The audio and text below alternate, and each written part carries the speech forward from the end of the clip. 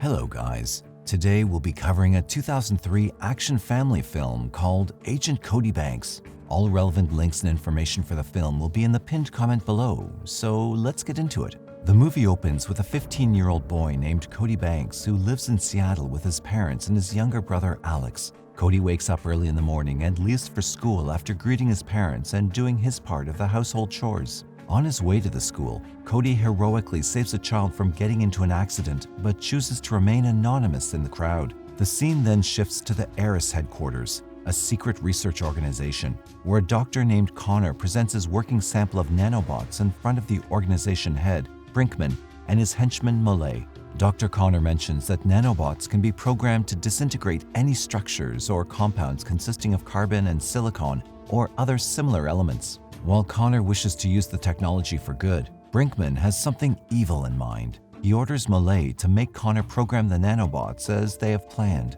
Elsewhere, in the central office of the CIA, there's a meeting going on about the suspected evil plan of Brinkman. The CIA director briefs the officers that Brinkman is currently working with Dr. Connor and reveals that they're developing some nanotechnology that can be used to infiltrate any defense system in the world. He suggests they investigate Connor and find out about his actual mission. However, the mission won't be easy as Dr. Connor is reclusive with his research, and the only way to gain access to him is through his young daughter, Natalie.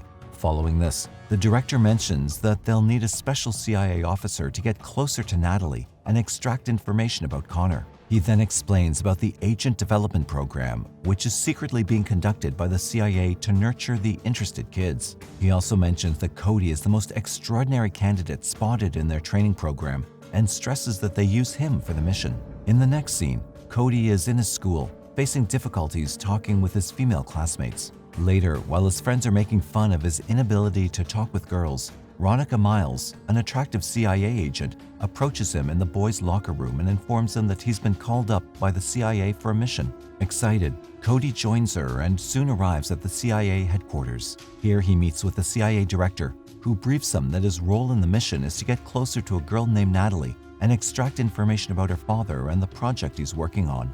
After the briefing, Ronica approaches Cody and tells him that Natalie's birthday is coming up in a few days, during which Connor will throw a party for the guests. She then stresses that Cody must become close with her soon and to get invited to the party. Despite having no experience on how to approach a girl, Cody accepts his first mission and assures the director that he's totally ready for the job. After that, Cody's taken to a special department of the CIA, where he's given some advanced gadgets like a watch that can power electricity, X-ray glasses, and a nitro-powered skateboard. Before leaving the headquarters, Cody's also provided with $5,000 cash as an allowance to use in the mission.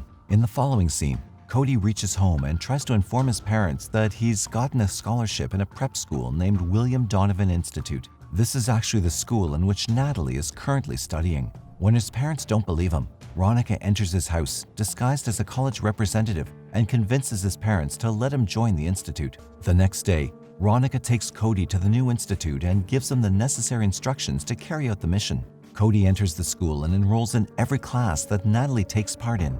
During the chemistry class, Cody spots Natalie and is immediately drawn to her beauty. He walks towards her with the aim to start a conversation, but gets stopped midway by a group of bullies. One of the boys snatches Cody's watch and presses a button. To his surprise, the smartwatch electrocutes him, compelling him to return the gadget to Cody. After the incident, Cody approaches Natalie and tries to talk to her, but because of his immediate nervousness in front of girls, he is unable to speak, and Natalie walks away, thinking that he's a weird guy.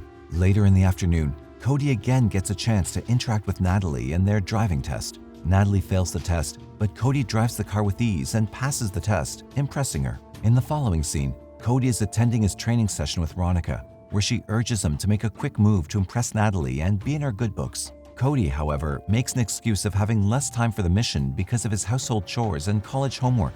After listening to his problems, Ronica sends a team of CIA agents to help Cody with his household chores and his homework so that he'll get enough time to study the case and make some progress on it. After the team finishes Cody's household chores, Ronica meets with him and provides him with Natalie's phone number, asking him to call her. Cody returns to his room and tries to talk with Natalie over the phone, but fails. Soon, the CIA team gets to know that Cody has no experience talking with girls and that he also lied in his resume. Immediately, Cody is brought to the CIA headquarters where a team of experts tries to teach him about various methods to impress or interact with a girl, but none of them seems to be effective. The next day at school, Cody is walking around when he notices Natalie in danger of falling from a height. He immediately rushes toward her and saves her from hitting the ground after she slips from the ladder. Finally, Natalie is impressed with Cody and she speaks with him. She thanks him for his actions and also invites him to her birthday party. Hearing this, Cody gets excited as he successfully completed the first assignment of his mission.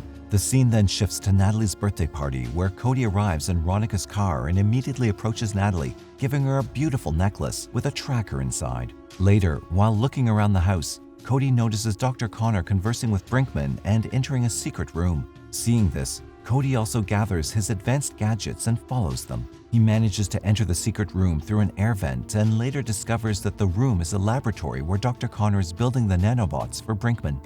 After Brinkman and Connor leave, Cody manages to steal one of the nanobots and hide it in his advanced shoes. Unfortunately, the nanobots are programmed to destroy anything that comes in contact with it, causing it to damage Cody's shoe and ring an alarm. Despite the setback, Cody manages to get out of the laboratory without getting caught. After a while, as Cody's planning to leave the party, he's attacked by a group of bullies who try to throw him into the pool. However, he displays his CIA defensive moves and knocks out each of the bullies, impressing the crowd and making them cheer for him. The next day, the brawl between Cody and the bullies gets printed in the school newspaper, and Cody's removed from the assignment by the CIA. He tries his best to persuade Veronica to let him stay on the team, but she snatches his ID card and suggests he stay away from Natalie. Meanwhile, after Dr. Connor refuses to help him with his evil plans, Brinkman dispatches Malay and his men to capture Natalie and transport her to his headquarters in the Cascade Mountains. Elsewhere, Cody and Natalie enjoy ice cream at a restaurant despite Veronica's orders. Cody tries to explain everything to Natalie, but just then, Malay and his crew arrive at the restaurant, assault Cody, and kidnap Natalie. With this, Cody gets suspended from the entire mission and is asked to return back to his normal life. Later, Cody returns to his home and finds his brother playing with his CIA gadgets. When Alex accidentally turns on the smartphone, Cody's able to get Natalie's location because of the tracker he'd fitted in her locket. He tries his best to inform Veronica about her location, but fails to contact her. With no options left, Cody decides to save Natalie on his own. He bribes Alex to keep his mouth shut and not inform their parents. After that, Cody breaks into the CIA weapon department and steals some of their gadgets, along with a highly sophisticated car to rescue Natalie. The next day, the CIA director finds out about Cody breaking into their office and stealing the gadgets. Hence, he threatens Veronica to find him and bring him back to the office. On the other hand, Cody reaches the Cascade Mountains on his own and uses the jet-powered snowboards to move forward.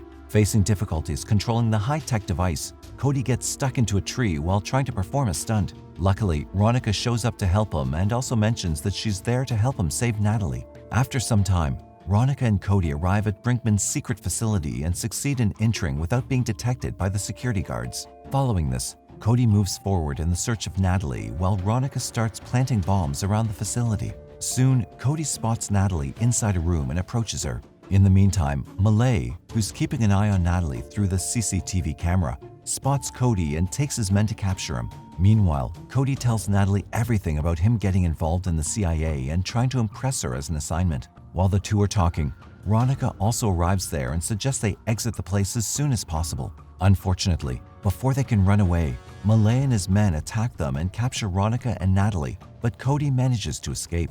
In the next scene, Natalie and Veronica are brought to Brinkman, where he threatens Dr. Connor to finish up his programming or else he'll eliminate Natalie. Elsewhere, Cody activates the bombs that Veronica fitted around the building earlier and causes an explosion, which distracts Brinkman and his crew. During the chaos, Natalie and Veronica manage to free themselves from the henchmen, with Natalie putting an ice cube containing nanobots inside Brinkman's mouth. Molay locates the remote in time to prevent the bots from activating, but Connor tells them that he's already damaged the remote. Meanwhile, Cody attacks Molay, and the nanobots start disintegrating Brinkman's body. Before the facility completely collapses, Cody and Veronica, along with Connor and Natalie, try to escape from there in a helicopter, but sadly the exit door gets jammed. Right then, Cody grabs some ice cubes containing nanobots and throws them at the jammed door, causing the nanobots to react with the door and destroy it. With the door destroyed, Veronica takes the helicopter out of the facility, but Cody gets attacked by an injured Malay. Fortunately, he manages to put Malay in a solo trek machine and programs it to take him to the CIA headquarters. After that, Ronica returns with a helicopter, and Cody hops aboard just before the facility explodes. In the last scene, Cody returns to the CIA headquarters, where Ronica praises him for completing the mission successfully and also returns him his CIA badge.